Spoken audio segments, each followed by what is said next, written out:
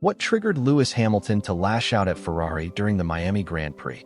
This wasn't just a heated moment. It was a full-blown breakdown of team dynamics.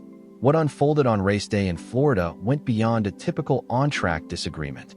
It was a showcase of frustration, strategic confusion, and internal friction. And it all began the moment the lights went out. Ferrari's issues in Miami were more than just poor tire wear or lack of pace.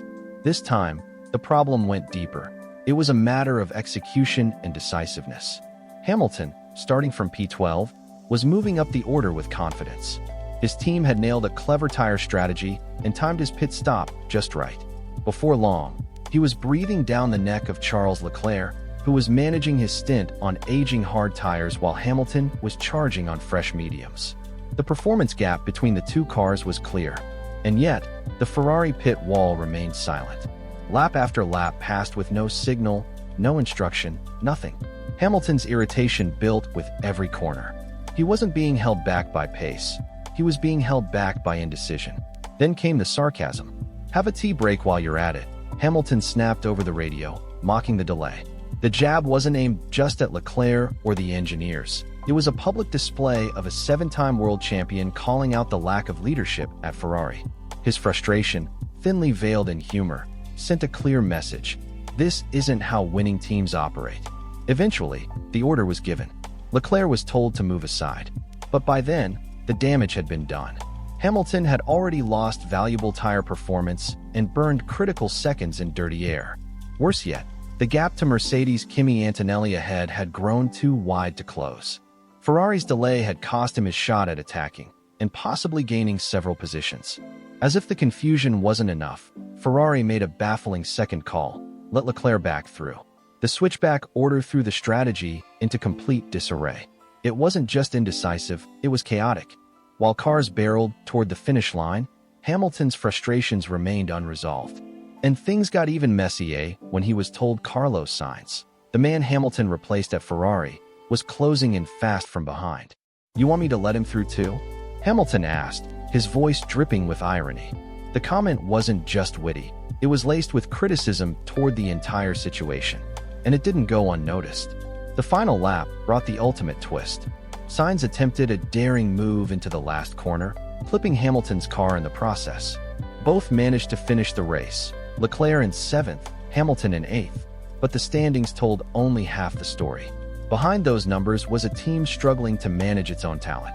After the checkered flag, Hamilton stood firm. Speaking to reporters, he clarified that his radio outburst was meant to be sarcastic, not hostile. He wasn't backpedaling. In fact, he reiterated his point. "Some people might not like what I said," he admitted, "but you've got to understand, it was frustrating." Hamilton explained that midway through the race, he felt genuinely optimistic. His car had come alive on the medium tires, and for a moment, he believed P6 was within reach. But it all unraveled due to slow decision-making. Without pointing fingers, Hamilton made it obvious. Ferrari's inability to act swiftly had once again let them down. Leclerc, usually more vocal, took a more reserved approach. The Monégasque driver said little but delivered a powerful sentiment. It's clear that today wasn't the right way to manage a race. He declined to comment on the radio chatter and avoided fanning the flames. But make no mistake, he wasn't pleased either. His silence spoke volumes. Meanwhile, the Ferrari radio feed during the race captured an even deeper layer of miscommunication. From Hamilton's exasperated, "Leave me to it, please," to the repeated technical prompts from the engineers, it was clear that both sides weren't on the same page. Confusion reigned. Lost gear sync, DRS errors, disjointed instructions. Hamilton had to balance strategy, performance, and radio chatter, all while in the heat of battle. And as the laps wound down, it showed. Even team principal Fred Vasseur tried to offer some damage control. He told the media, "Lewis was behind Charles on fresher tires, so we let him go. Later, we switched them back." On paper, it made sense. But F1 isn't decided on paper, it's decided on timing. And Ferrari's was off by miles. This wasn't merely a case of track position. It was about authority, trust, conviction.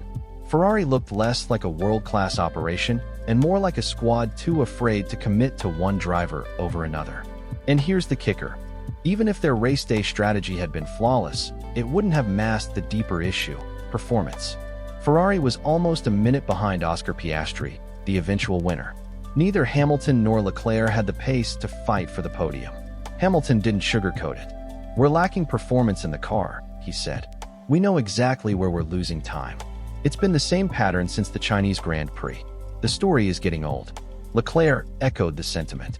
"It's not good," he said plainly. "We've got to improve. Ferrari's drivers are among the best in the business. The car?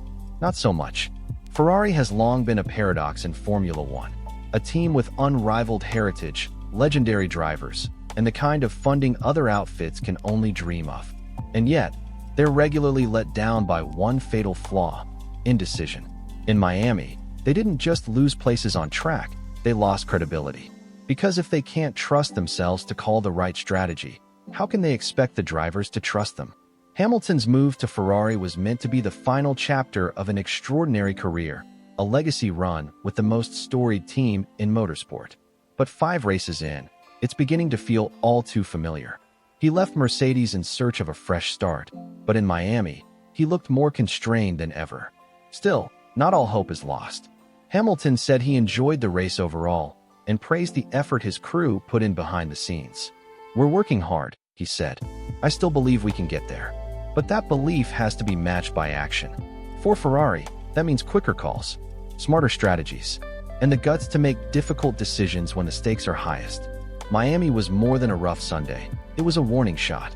If Ferrari can't figure out how to prioritize the faster car without triggering an internal circus, they're not just going to struggle in the midfield, they're going to be trapped there. So what happens next time Hamilton finds himself in a position to pounce? The question won't be whether he's got the pace. It'll be whether Ferrari has the nerve to let him go for it. Because if they don't, well, next time, Hamilton might have something even sharper than sarcasm waiting on the radio. And when he speaks, the whole world listens. What do you think? Was Lewis Hamilton justified in calling out Ferrari, or did he cross the line? Drop your thoughts in the comments below. If you liked this deep dive, hit that like button, subscribe for more Formula One stories, and turn on notifications so you don't miss what's coming next. This season is just heating up. Stay tuned.